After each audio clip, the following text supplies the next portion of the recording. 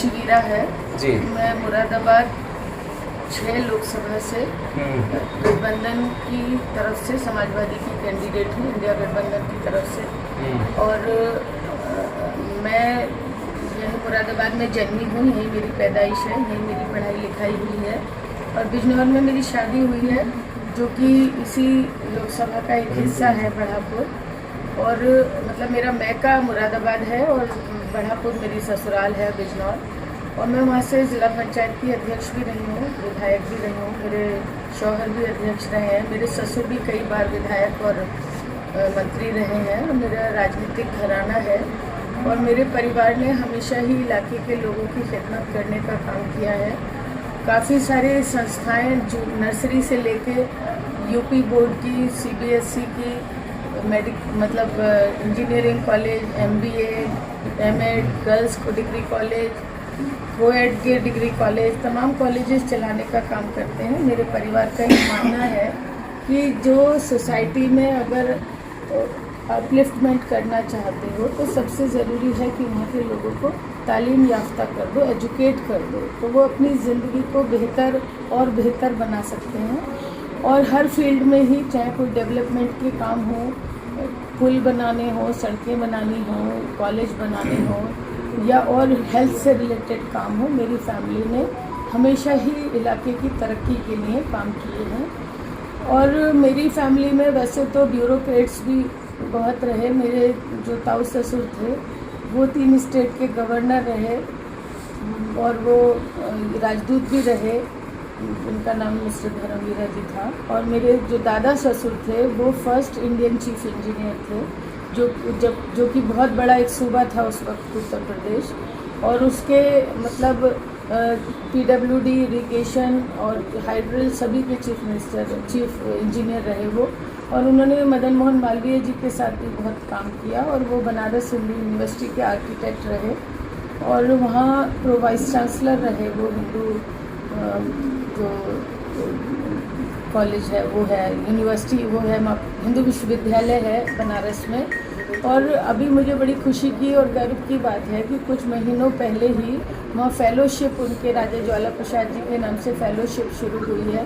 तो बताने का मकसद तो ये है, और भी बहुत ओहदेदार रहे मेरे परिवार में, IAS IPS, और उन्होंने इलाके के लोगों की तमाम नौकरियाँ, दाखिले, मेरे जो ताऊ ससुर थे वो ही DPS सोसाइटी के फाउंडर चेयरमैन रहे आजीवन, उन्होंने ही गंगाराम हॉस्पिटल की स्थापना करी। तो मुझे खुशी है इस बात की और बड़ा गर्व है कि मुझे विरासत में एक ऐसा परिवार मिला जिसने हिंदू मुस्लिम को एक नज़र से देखने का काम किया और इलाके की तरक्की के लिए और भाईचारे को कायम करने के लिए काम किया।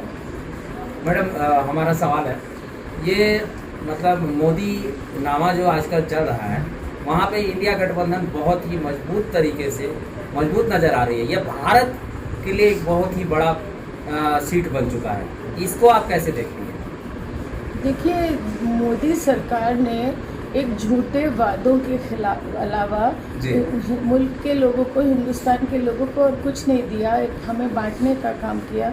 हमारे सामने बस हिंदू मुस्लिम, मंदिर मस्जिद, पाकिस्तान, हिंदुस्तान, ये नहीं, पाकिस्तान एक छोटा सा मुल्क जो खुद ही सरवाइव नहीं कर पा रहा है, वो हमारे लिए क्या खतरा हो सकता है? हमारे लिए तो चाइना खतरा है, जिसका कि कभी प्रधानमंत्री मोदी जी नाम नहीं लेते। और देखिए, उन्होंने बार बार ये साबित किया है कि कोई धज्जियाँ उड़ाई हैं उन्होंने संविधान की, और वो बार बार कहते हैं कि हम संविधान को बदलेंगे अगर अब की बार हमारी सरकार बनी तो। बाबा साहब भीमराव अम्बेडकर जी ने तमाम कई देशों का स्टडी करने के बाद हमारा जो आइन है, जो हमारा संविधान है, वो लिखा कि हमारे परिवेश के लिए, हिंदुस्तान के लिए क्या चीज़ सही होगी। इतनी दूरदर्शिता से उन्होंने इस संविधान की रचना करी और आज वो उसी संविधान की हत्या करना चाहते हैं।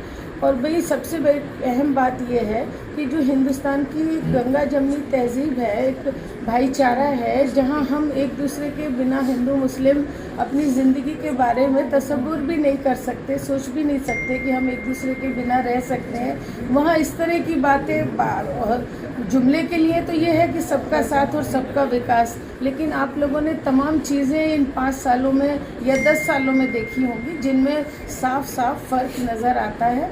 हम चाहते हैं कि ऐसी सरकार बने जो सबको साथ लेकर चले, एक पॉजिटिविटी के साथ, एक सकारात्मकता के साथ काम करे और हमारे यहाँ अमन व अमान कायम हो, भाईचारा कायम हो, बच्चों को अच्छा एक एटमॉस्फेयर मिले पढ़ाई का, रोज़गार का।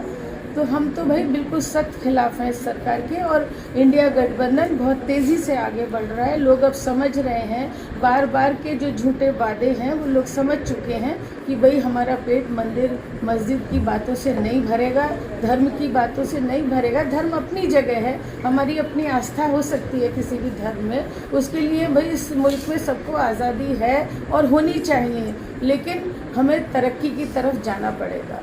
मैडम एक सवाल और, आज के जो भीड़ है, इतने सारे लोगों का प्यार देके ऐसा महसूस हो रहा है कि दूसरी इंदिरा गांधी एक क्रांति की लहर, इतना अच्छा फील हो रहा था। आपको कैसा महसूस हो रहा है?